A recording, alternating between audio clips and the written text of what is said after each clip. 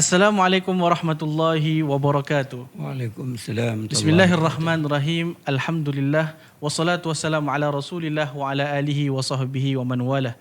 Ilahi anta maqsudi wa ridhaka matlubi. A'tini bal a'tina mahabbataka wa ma'rifatak. Allahumma salli ala sayyidina Muhammad wa ala alihi wa sahbihi wa sallim. Hadirin dan hadirat yang dirahmati Allah, penonton yang sangat saya muliakan, terima kasih sangat-sangat kerana sudi bersama kami di program FB Pergas, insya-Allah. Baiklah, sebelum kami meneruskan, izinkan saya untuk memperkenalkan diri saya. Nama saya Muhammad Bashir bin Abdul Rahim, selaku hos anda pada hari ini, insya-Allah.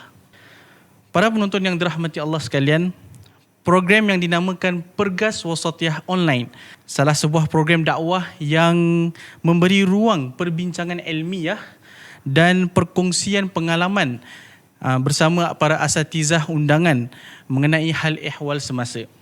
Pergas juga mengambil kesempatan ini dengan menggunakan wadah media sosial seperti Facebook, online radio, dan sekarang tengah trend ini adalah Spotify.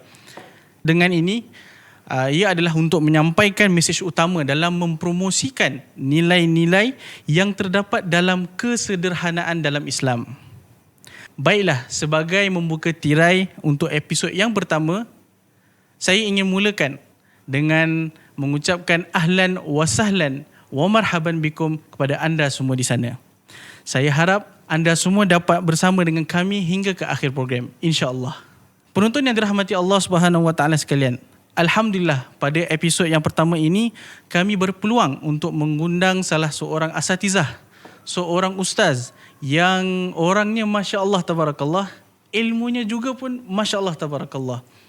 Mungkin ada yang sudah mengenali beliau dan mungkin ada yang pernah dinikahkan oleh beliau. Tidak lain iaitu Al-Fadil Ustaz Pasuni bin Maulan. Apa khabar Ustaz? Alhamdulillah. Ahlan wa sahlan Ustaz. Marhaban. Sihat Ustaz? Alhamdulillah. Kami berterima kasihlah kerana Ustaz sudi meluangkan masa untuk bersama kami di program ini, insya-Allah. Insya-Allah. Baiklah, sedikit latar belakang mengenai Al-Fadil Ustaz Pasuni Maulan. Al-Fadil Ustaz merupakan ahli majlis tertinggi MUIS sejak tahun 2005 hinggalah sekarang ini. Ustaz Pasuni juga berkhidmat sebagai kadi di Singapura, juga menjawat jawatan sebagai naib pengurusi bagi jawatan kuasa ARB, Asatizah Recognition Board. Beliau juga mengetuai beberapa inisiatif pembangunan bagi sektor madrasah. Sebagai pengurusi dalam Komiti Pengurusan Madrasah Al-Junaid Al-Islamiyah, beliau telah membuka jalan kepada Madrasah Al-Junaid agar menjadi sebahagian dari sistem pergabungan madrasah atau dikenali sebagai JMS. Ustaz juga giat melibatkan diri dalam masyarakat dari sudut sosial dan program-program yang memberi kesan kepada keluarga-keluarga dan membimbing mereka serta memberikan mereka nasihat, insya-Allah. Jadi dengan adanya Ustaz Pasuni Maulan, insya-Allah sama-sama kita dengarkan perkongsian dan kita raih manfaat dari apa yang akan disampaikan oleh Al-Fadil Ustaz. Di mana Ustaz insya-Allah akan berikan perkongsian bagi tajuk pada hari ini iaitu akhlak mulia membina kepribadian kita. Jadi apa yang kita harapkan adalah setelah menonton, anda semua penonton-penonton di sana akan dapat lebih melahirkan sikap meraihkan dan menghormati kepelbagaian serta dapat sama-sama kita membina khairat ummah dan juga kita membina generasi yang terbaik, insya-Allah. Baiklah Ustaz, seperti mana yang telah diberitahu tadi, tajuk kita pada hari ini adalah berkenaan dengan akhlak yang mulia. Jadi persoalannya yang pertama adalah apakah maksud dengan akhlak mulia? Mungkin Ustaz juga boleh menghuraikan mengenai kepentingan akhlak dalam membina kepribadian kita sebagai seorang Muslim. Silakan Ustaz. Terima kasih. Bila kita bercakap tentang akhlak mulia, kita tidak dapat lari daripada apa yang diajarkan baginda Rasulullah sallallahu alaihi wasallam kepada kita. Dan definisi akhlak mulia ni berbagai. Ulama silam umpamanya Imam Al-Ghazali rahimahullah, Ibnu Maskawi, bila membincangkan akhlak mulia, dikatakan bahawa ia satu yang dilakukan secara sedar. Kalau orang tu buat baik tak sengaja, itu bukan, belum lagi akhlak mulia. Betul. Dilakukan secara sedar dan dilakukan semata-mata untuk mencari keredaan Allah. Kalau siapa pun melakukan kebaikan untuk kepentingan sendiri, itu belum lagi sebagai akhlak mulia. Kerana ada agenda-agenda yang tersembunyi.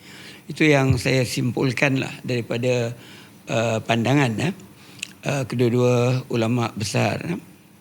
Kalau nak panjang lagi masa tak mencukupi. Boleh Ustaz. Kalau kita kaitkan akhlak mulia ini dengan Rasulullah sallallahu alaihi wasallam, Allah Subhanahu wa taala berfirman dalam surah Al-Qalam ayat 4. A'udzubillahi minasyaitonirrajim wa innaka la'ala khuluqin azim. Sungguhnya engkau ya Muhammad mempunyai akhlak yang amat azim, yang akhlak yang amat agung. Itu kita lihat akhlak yang dimiliki oleh Rasulullah dan dipuji oleh Allah Subhanahu wa taala. Dan kalau kita melihat kepada catatan para ulama hadis, umpamanya Aisyah radhiyallahu anha pernah ditanya oleh seorang sahabat Rasul, Abu Qatadah, bagaimanakah akhlak Rasulullah? Maka dijawab oleh Aisyah radhiyallahu anha, kana khuluquhu al-Quran. Bahawa akhlak Rasulullah sallallahu alaihi wasallam adalah gambaran dari ajaran Al-Quran. Jadi akhlak mulia ini bukan saja ada pada Rasulullah, malah itulah yang dibawa oleh Rasulullah untuk menyempurnakan keadaan umatnya. Sebagaimana yang diriwayatkan oleh Abu Hurairah radhiyallahu anhu, innama bu'istu liutammima makarimal akhlak. Sungguhnya aku diutus untuk menyempurnakan akhlak yang mulia. Bukan saja Rasulullah punya akhlak mulia, tetapi baginda berperanan untuk membentuk akhlak mulia di kalangan umatnya. Jadi kemuliaan akhlak adalah merupakan satu yang mesti ada pada tiap-tiap orang yang mengaku beriman kepada Allah Subhanahu wa taala, beriman kepada apa yang dibawa oleh Rasul. Kerana bagi kita tidak ada pilihan. Allah Subhanahu wa taala berfirman, "A'udzubillahi minasyaitonirrajim. Laqad kana lakum fi Rasulillahi uswatun hasanah." Sungguhnya bagi kamu pada diri Rasulullah itu adalah contoh yang baik. Bila bercakap akhlak, ia melibatkan fikiran, pertuturan, tingkah laku, sikap dalam kehidupan. Dan akhlak yang baik ini, sama ada orang memerhatikan atau tidak, dia tetap istiqamah dengan akhlak yang baik. Kerana dalam ajaran Islam, seseorang itu tak boleh mempunyai dual personality. Depan orang nampak baik, pijak semut pun tak mati. Kalau orang tak lihat dia, orang tak tengok dia, langgar gajah, gajah pun bertabur. Jadi sifat hipokrit dalam akhlak ni tidak ada dalam Islam. Yang kadang-kadang ia berlaku dalam masyarakat kita. Akhlak ni amat penting. Sebagai individu, kita dikenaki punya akhlak yang mulia. Kalau seorang itu tidak punya akhlak yang mulia, dia tidak akan menyumbang kepada kedamaian, dia tidak akan dapat bergaul dengan baik, malah dirinya akan dicemooh ataupun tidak digemari oleh orang. Dan kalau seorang itu mempunyai pribadi mulia, kalaulah dia berkeluarga, dia akan dapat menyemai nilai-nilai akhlak mulia itu kepada anaknya. So, secara khususlah. Ya, kalau seorang ayah umpamanya tidak punya akhlak yang mulia, dia tidak akan mampu untuk menyemai. Ada satu kata-kata yang masyhur, faqidu syai' la yu'tih. Orang yang tidak memiliki, dia tidak akan mampu untuk memberi. Jadi akhlak sesuatu yang mesti ada pada setiap orang yang mengaku beriman. Kalau dia berkeluarga, sebagaimana dikatakan tadi, dengan isteri umpamanya, dia akan menjadi pemimpin yang baik, pemimpin yang dihormati oleh isteri. Tapi kalau seorang suami itu tak punya akhlak yang baik, itu akan menjadikan suasana rumah tangga tidak tenang. Sakinah tidak akan dapat dirasakan oleh mereka kerana ketiadaan sifat mawaddah. Mawaddah ni hanya wujud sekiranya seorang itu punya akhlak, saling hormat, menghormati antara satu sama lain. Jadi kerana itu tidak ada pilihan lain bagi orang-orang yang mengaku beriman. Hendaklah mereka sentiasa punya akhlak yang baik. Kita sedar di kalangan kita dididik oleh keluarga yang berbeza. Dan keluarga yang berbeza ini punya fahaman-fahaman yang agaknya tidak membantu untuk membentuk kepribadian anak-anak mereka.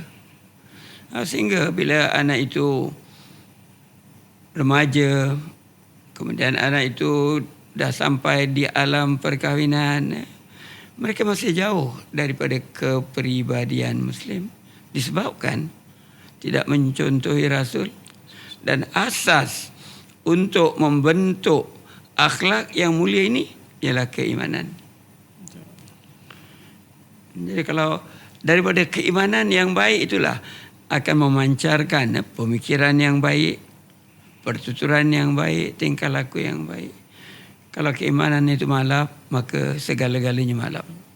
Artinya peranan akhlak amat besar, bukan saja dalam membentuk pribadi, membentuk keluarga, malah akhlak yang baik ini juga dapat membangun masyarakat. Terima kasih Ustaz atas perkongsian yang telah diberikan. Ya, para penonton yang dirahmati Allah sekalian, banyak poin yang kita dapat daripada kata-kata Ustaz Pasuni. Di antaranya adalah kita perlu menerapkan sifat akhlak dalam diri kita, ya Ustaz. Sebab akhlak ni banyak angle daripada tingkah laku, perbicaraan seseorang, tapi kita perlu istiqamah dalam menerapkan akhlak. Sebab akhlak ni, contoh kalau kita ada keluarga, kita kena adakan akhlak supaya keluarga tu dapat sakinah wal mawaddah. Betul Ustaz? Betul. Itu membantu wujudkan sakinah dan mawaddah. Baik Ustaz. Baiklah Ustaz. Soalan yang seterusnya Ustaz, yang ingin kami nanyakan pada Ustaz, bagaimana pula dengan mereka yang berkelulusan tinggi, yang ilmu dia Masya Allah, ijazahnya juga banyak, tapi mereka memiliki nilai akhlak yang minimal Ustaz? Apakah puncanya? Apakah Rasulullah SAW menitik beratkan ilmu daripada akhlak sendiri atau bagaimana? Tafadhal Ustaz. Kalau berlaku seperti itu, saya melihat ada beberapa sudut yang menjadi punca. Pertama, pemahaman. Apakah yang difahami dan yang dapat diterapkan. Sebab kalau seorang itu salah dalam memahami suatu perkara, maka dia akan bertindak seperti yang difahami walaupun ia salah. Dan kadang-kadang bila ditegur itu salah, mereka cuba untuk mempertahankan kerana ego yang ada pada diri mereka. Jadi setiap mereka yang merasakan diri mereka sebagai intelek, sebagai bijak pandai, mereka perlu memahami, kalau kita kaitkan dengan agama, mesti memahami teks agama dalam konteks yang yang sesuai dengan keadaan di mana mereka berada. Bukan artinya suruh mengubah suatu teks agama dari sudut kefahaman, tetapi kena meluaskan kefahaman itu. Contohlah, setiap hari kita akan melafazkan kalimat iyyaka na'budu. Umumnya masyarakat kita memahami dari sudut makna hanya engkau yang kami sembah. Dan kadang-kadang itu jugalah yang diajarkan oleh setengah asatizah kepada pelajar-pelajar. Tetapi perkataan iyyaka na'budu, bila kita menyebutkan hanya engkau yang kami tunduk, yang kami patuhi, yang kami taati, yang kami ikuti ajarannya, itu melebihi dari perkataan kami menyembah. Betul. So itu pengertian yang seperti itu. Kadang-kadang mereka tu kurang faham. Nanti kalau dah salat, dah sembah lah. Sedangkan salat itu juga, kalau kita melihat pada kitab Ihya Ulumuddin yang Ghazali rahimahullah, dia kata bila membincangkan salat, dia akan bercakap salat dan rahsianya. Setelah salat, apa yang dicapai? Kalau kita kaitkan dengan sebuah ayat Al-Quran, Allah Subhanahu wa taala berfirman, "A'udzubillahi minasyaitonir rajim. Inna salata tanha 'anil fahsya'i wal munkar." Sungguhnya salat itu dapat mencegah seorang dari melakukan kekejian dan kemungkaran. Jadi bila seorang itu dapat mencegah dirinya daripada melakukan kekejian dan kemungkaran, artinya dia telah punya akhlak yang baik, artinya dia telah dapat memahami maksud dan selamat salat yang dilakukan, dan dia juga telah memahami ikrarnya setiap hari iyyaka na'budu. Jadi sama ada gulungan terpelajar yang hanya memahamkan satu lapis daripada teks itu mungkin salah satu sebab kenapa mereka walaupun berkelulusan tinggi tetapi kurang mempunyai akhlak yang mulia. Kemudian yang kedua penghayatan. Karena setiap ilmu yang kita dapati, kita perlu menghayatinya. Bagaimana kita nak wujudkan, melaksanakan ilmu tersebut setelah kita miliki. Sebab itu ada syair Arab kan, al-ilmu bila amal kasyajar bila samar. Ilmu yang tak diamalkan seperti pokok yang tak berbuah, nampak cantik tapi cuma menjadi tempat teduh dan orang terpaksa bersihkan dia lah. Jadi tak ada hasil daripada ilmu yang dia miliki. Mungkin ilmu tu untuk dia, dengan ilmu yang ada tu dia boleh mengajar ke, dia boleh bersyarah ke, tapi hasilnya tidak akan dapat dirasai. Kerana tanpa penghayatan, apa yang disampaikan tak akan barakah. Betul. Dia boleh menyampaikan, sama ada dapat dimanfaatkan orang itu satu soal lain. Kerana keberkatan tak ada, maka faedahnya untuk yang bercakap, kerana yang diajar tu kurang mendapatkan manfaat. Kan dia sebagai orang yang berilmu, murid ataupun pelajar akan melihat kepadanya sebagai orang berilmu. Nah, tapi kalau akhlaknya kurang, orang cuma dengar saja.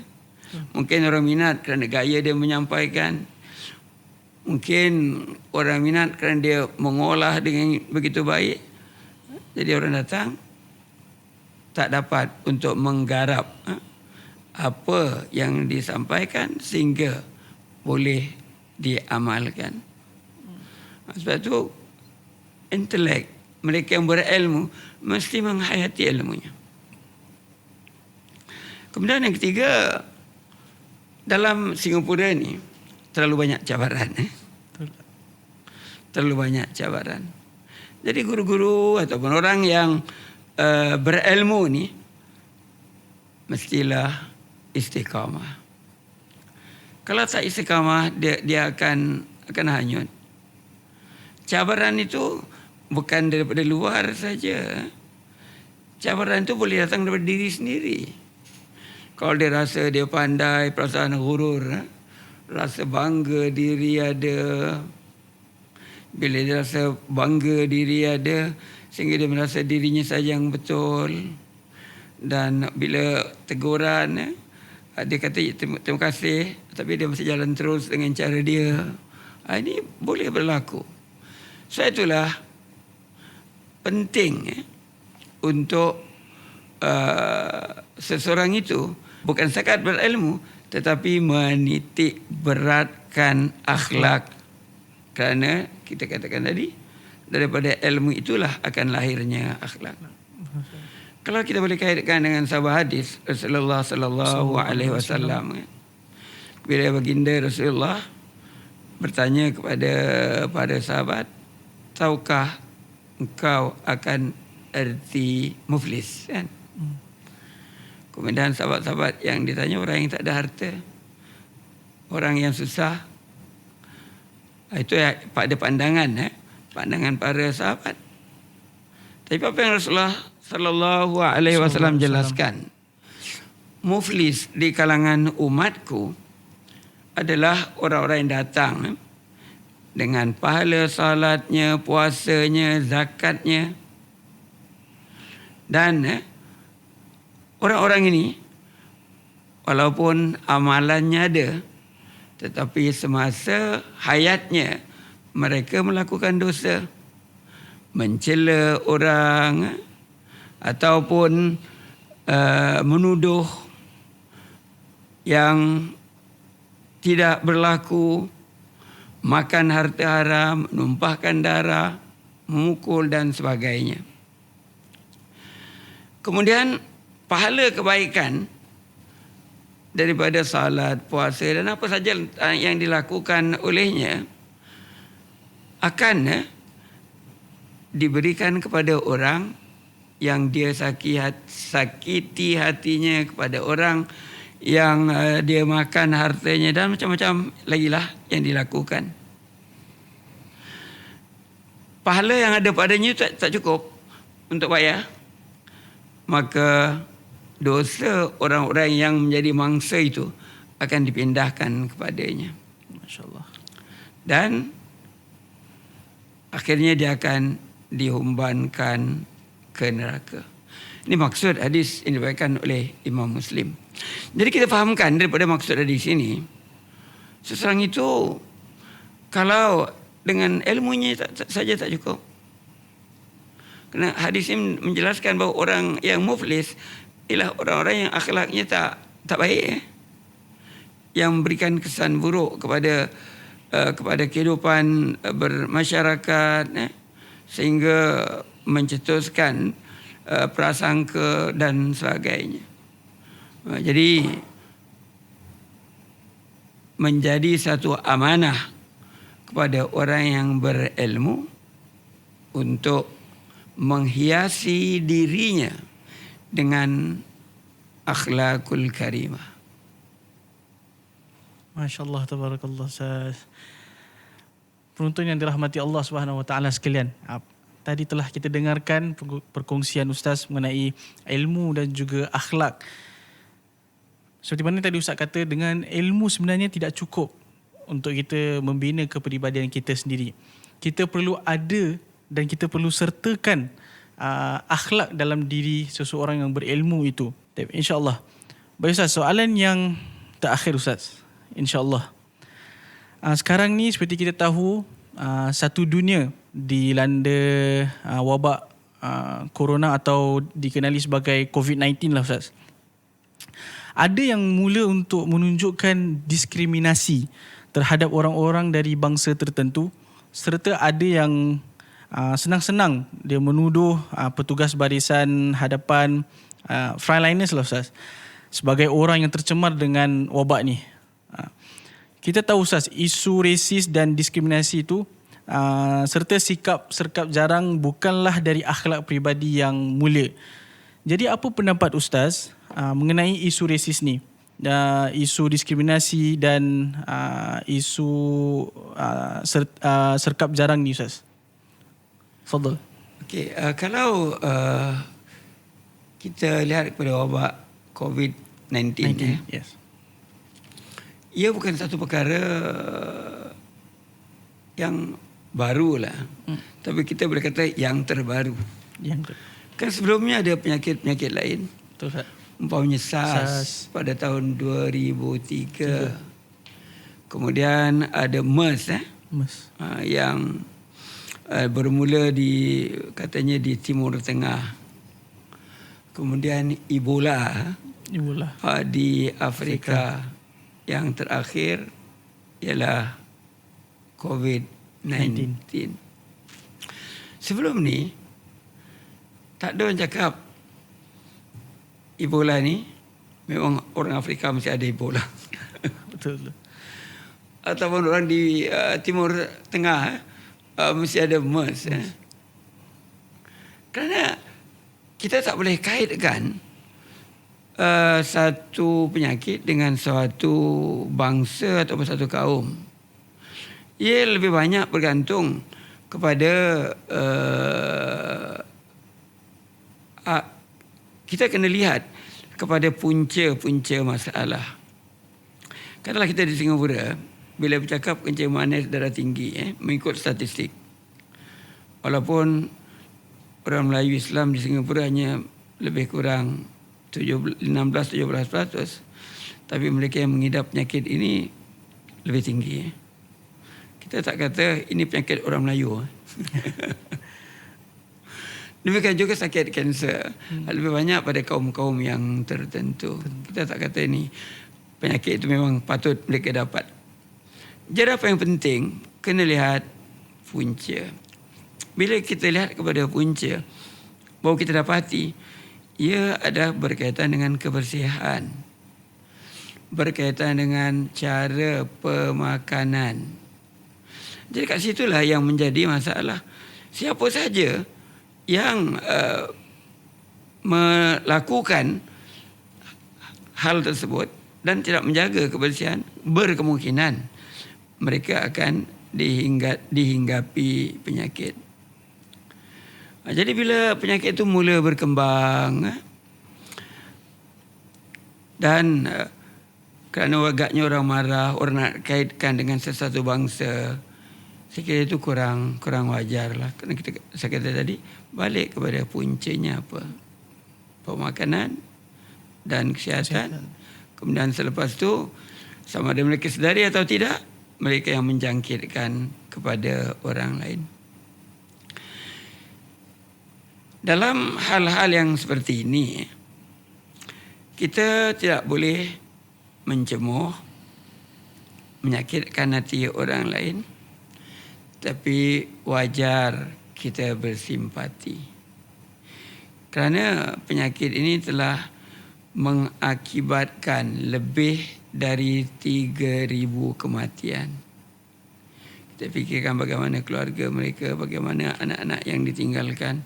Kalau anak yang meninggal, bagaimana orang tua mereka yang mengharapkan bantuan anak.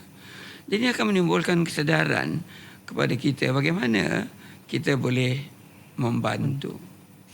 Kerana berlainan bangsa, berlainan agama, bila ditimpa satu musibah, hendaklah kita sama-sama berfikir bagaimana cara mengatasi.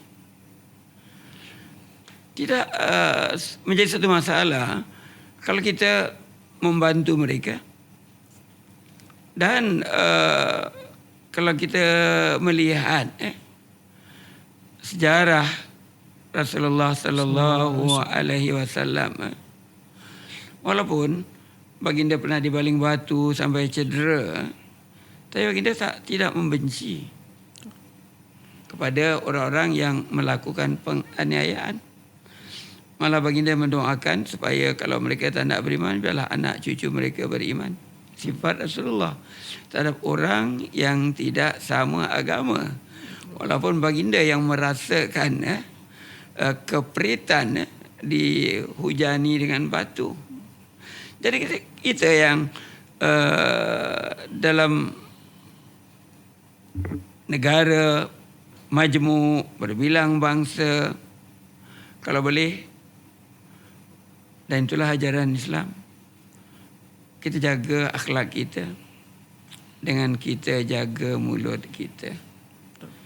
Itu Rasulullah sallallahu alaihi wasallam menerangkan dalam hadisnya kan, baginda akan menjamin syurga bagi orang yang menjaga di antara dua bibir dan dua kakinya. Jadi mulut satu perkara yang perlu kita perhatikan. Sekarang orang kadang-kadang tak gunakan mulut. Dia pakai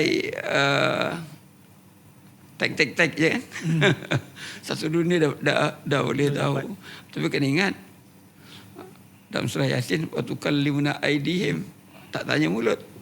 Tangan-tangan akan berbicara di akhirat kelak. Jadi kita ikut kepada akhlak. Kalau Rasulullah yang kita agungkan, yang kita sanjung, yang kita cintai, kalau kita tidak mengikut jejak Rasul, adakah kita menjadi pengikut dia yang taat? Adakah pengikut yang menyintai baginda? Itu kena lihat supaya tidaklah kita dianggap sebagai orang yang menimbulkan masalah dalam masyarakat. Kerana kita tak boleh sangka buruk. Dalam banyak hadis Rasulullah, malah di dalam Al-Quran pun, surah Al-Hujurat, malah di dalam Al-Quran pun, surah Al-Hujurat ayat 12 kan, Allah Subhanahu wa taala berfirman, a'udzubillahi minasyaitonirrajim, inna ba'dadh-dhanni ismun. Sungguhnya sebahagian tu lebih banyak. Perkataan ba'd itu banyak. Kalau satu, ba'd tu lebih setengah. Sesungguhnya sebagian daripada sangkaan-sangkaan itu adalah dusta. Artinya boleh membawa dosa kepada kita. Biarlah kita sentiasa bersangka baik. Kalau yang tak baik pun, kita cuba memikirkan secara positif kesan daripada yang tak baik itu. Katalah penyakit yang dihadapi sekarang, kita boleh fikirkan sebuah negara yang kuat, gagah, punya bom atom, bila Allah turunkan makhluk yang halus, entah berapa juta kali lebih halus daripada manusia, manusia yang gagah tak dapat bertahan, menunjukkan kekuasaan Allah Subhanahu wa taala. Dan sekarang ni berapa ramai negara-negara yang mengkaji bagaimana nak mengawal dan mengatasi kuman virus yang datang, sama ada di Singapura, di China, di Turki, di Australia. Banyak negara yang saya baca berusaha untuk membuat kajian. Ini satu hikmah yang ada di sebalik. Lepas tu di sebalik apa juga musibah, di sana ada suatu kebaikan yang boleh kita fikirkan. Allahu Akbar. Terima kasih Ustaz atas perkongsiannya. Baiklah Ustaz, akhir sekali mungkin Al-Fadhil Ustaz boleh berikan nasihat kepada semua yang menonton di sana dan kita juga di sini mengenai akhlak yang mulia Ustaz. Fadhil. Dalam surah Al-Imran, Allah Subhanahu wa taala telah berfirman yang maksudnya kamu adalah sebaik-baik umat yang dikeluarkan di kalangan manusia, mengajak ataupun menyeru mereka kepada kebaikan dan mencegah mereka melakukan kemungkaran dalam keadaan kamu beriman kepada Allah. Sebagai umat Muhammad sallallahu alaihi wasallam yang Allah telah puji, kita adalah sebaik-baik umat. Kita kena buktikan. Kita adalah sebaik-baik umat. Jadi apakah kualiti umat yang terbaik? Artinya umat yang boleh menyumbang. Itu yang dikatakan ayat selanjutnya kan. Ta'muruna bil ma'ruf wa tanhauna 'anil munkar. Umat yang boleh menyumbang. Jadi kalau kita sebagai orang yang beriman, kita boleh menyumbang. Menyumbang, kalau sekarang ni masyarakat sebahagiannya mengatakan mereka di baris awal, para jururawat, pada petugas, resepsionis, doktor dan sebagainya, mereka ini telah tercemar. Cara kata-kata yang seperti itu tidak wajar dilafazkan. Mereka yang mengungkapkan tidak berfikir. Kalaulah tidak ada manusia-manusia seperti ini yang sanggup berkorban, tentu lebih ramai yang akan menjadi mangsa daripada wabak ini. Sepatutnya mereka inilah yang patut dibantu, diberikan sanjungan kerana mereka tidak lari walaupun mereka tahu ini akan mengancam nyawa mereka. Syabas kepada mereka. Jadi bagi mereka yang agaknya kalau kita kata jahil, mereka marah kan. Yang kurang sensitif dengan perasaan orang, mereka akan katakan apa saja. Tapi mudah-mudahan Allah berikan hidayah kepada mereka. Amin, insyaAllah. Supaya mereka menghargai. Bila kita kata menghargai, mereka patut bersyukur. Kerana dalam hadis mengatakan, man lam yashkurin nas, lam yashkurillah. Kalau dia tak berterima kasih kepada orang-orang yang berada di baris depan, mereka tak bersyukur kepada Allah Subhanahu Wa Taala. Mudah-mudahan mereka diberi petunjuk. InsyaAllah. Terima kasih Ustaz atas nasihat yang telah diberikan. Penonton yang dirahmati Allah, apa yang telah dinasihatkan oleh Al-Fadhil Ustaz, kita ambil dan jadikan pedoman dan panduan bagi kita untuk kita menerapkan sifat akhlak mulia dalam diri kita, insya-Allah. Sebagai penonton yang dikasihi sekalian, sama-samalah saya ingin menasihati diri saya sendiri dan juga para penonton, kita terapkanlah akhlak yang mulia dalam diri kita. Tunjulkan akhlak yang baik terhadap sesiapa sekalipun, baik sesama Islam maupun yang bukan Islam. Kita cuba imbas kembali contoh dan tauladan daripada kekasih kita Nabi Muhammad sallallahu alaihi wasallam, supaya dapat kita anjurkan dalam diri kita. Seperti mana yang telah disampaikan oleh baginda sallallahu alaihi wasallam, innama bu'istu li utammima makarimal akhlak. Sesungguhnya aku diutuskan untuk menyempurnakan akhlak. Lihat kepribadian baginda sallallahu alaihi wasallam. Dengan akhlaknya baginda sallallahu alaihi wasallam, baginda diberikan al-amin, dan dengan akhlaknya juga ramai yang jatuh cinta dengan Islam. Kerana itulah seperti mesej yang telah disampaikan tadi, akhlak mulia membina kepribadian kita. InsyaAllah, mudah-mudahan kita dikurniakan akhlak yang mulia, dilindungi oleh Allah SWT dan dipermudahkan urusan kita dunia wal akhirah. Akhir sekali Ustaz, kami berterima kasih, syukran jazakumullah khairal jazak kepada Al-Fadhil Ustaz atas pengerusian yang telah diberikan. Mudah-mudahan kita meraih manfaat dari apa yang telah disampaikan dan mendapat barakah darinya, insya-Allah. Amin, amin. Sekian. Wassalamualaikum warahmatullahi wabarakatuh. Waalaikumsalam warahmatullahi wabarakatuh.